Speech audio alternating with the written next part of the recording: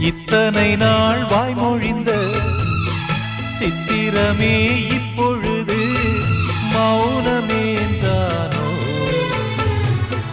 மின்னலென மின்னிவிட்டு கண்மறைவாய் சென்று விட்ட மாயம் நீதானோ?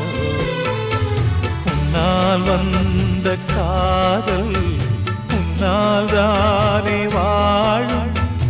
என்னை நீங்கி போனார் உன்னை சேரும் பாவம்.